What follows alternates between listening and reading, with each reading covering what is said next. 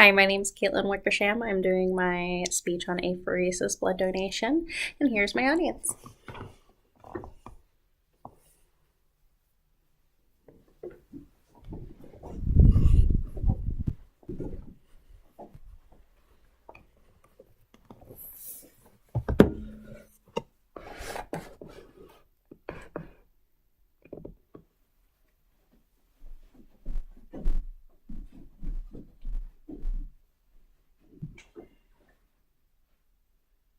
We all know our mission statement: to provide world-class blood products to communities in need, and our values, the 5 C's: character, competency, communication, collaboration, and commitment.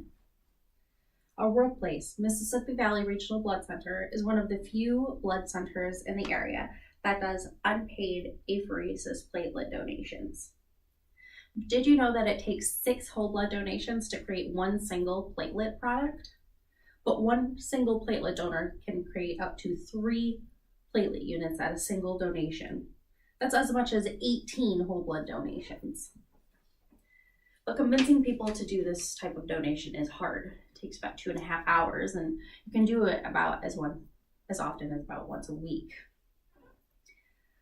In order to get people to donate this type of product, we need to focus on all our 5 C's in order to increase the quality of our communication with our donors about the apheresis procedures, in order to promote future scheduling and increase our scheduling communications in order to optimize apheresis donor turnout and overall product collection.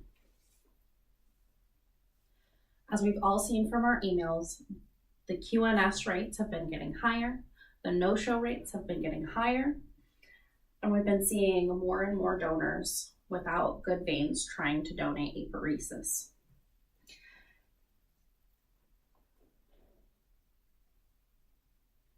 Let us all remember that a single no-show not only means that we lose that one product, but the possibility of a product in that place. Because of the long procedure, not a lot of people are going to want to donate day of, so it's going to be a lot harder to fill a slot of a no-show than it would be a normal whole blood donation.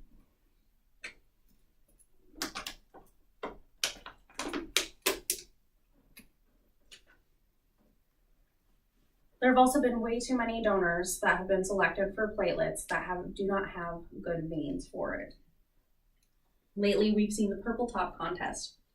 It was a great turnout. We had a lot of good platelet counts, a lot of people turning out for platelet donation. However, we also saw a lot of people who didn't have great veins for it. But we will touch on that later.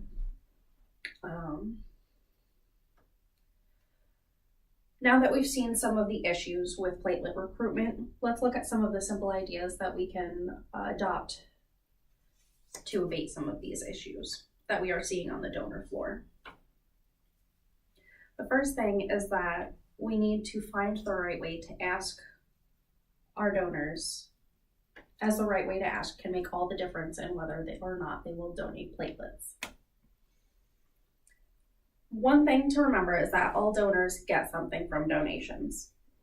One study from Ferguson at the American Psychological Association says that the benevolence hypothesis is supported, suggesting that blood donation ultimately is selfish.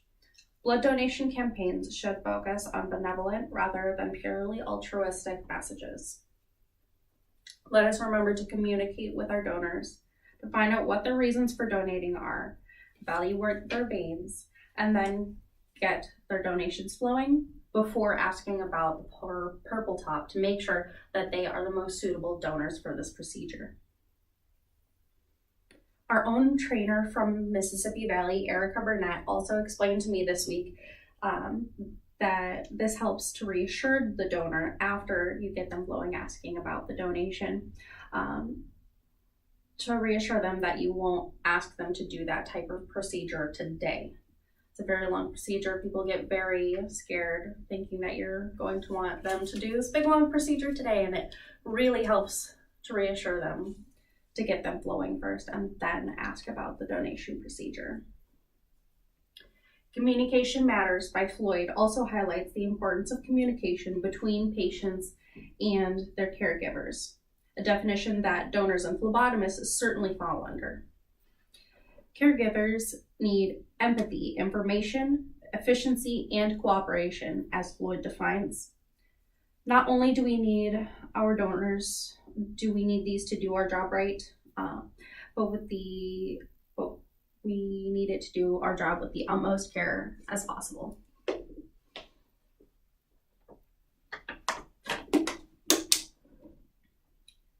We must all remember to have empathy for our donors. Remember to give them the information they need so that they do the proper things before donation to decrease the likelihood of reactions.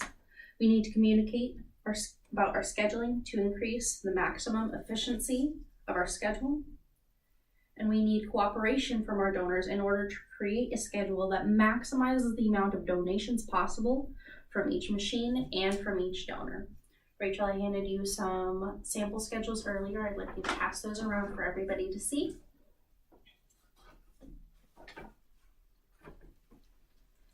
Another way that we can help get our schedule up and running is to get to know your donors personally so that we can create a schedule that works best for them and best for us. We must keep personal notes on our donors so that we can look for potential scheduling conflicts early, such as weddings, vacations, or times of year that our donors aren't going to be available. We must also keep in mind that each Trema machine itself can support approximately 29 donors that donate regularly, up to the maximum of 24 donations a year. With the cooperation from our donors, we can help create our schedules in a way that maximizes the pool of platelets available for the patients that rely on these precious products.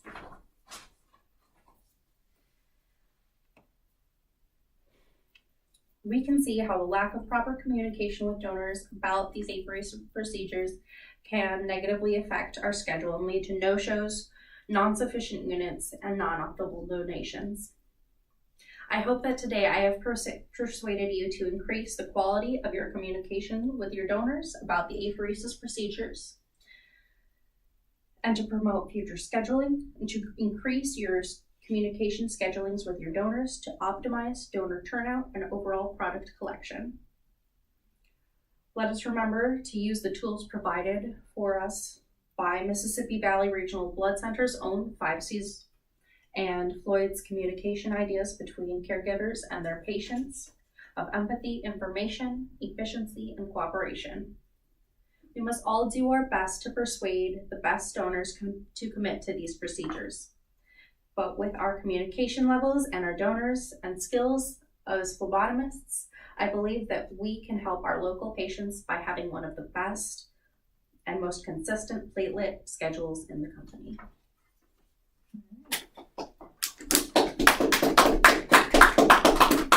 Thank you. If I can see those, I'm just going to show them to the camera briefly. Sample schedules.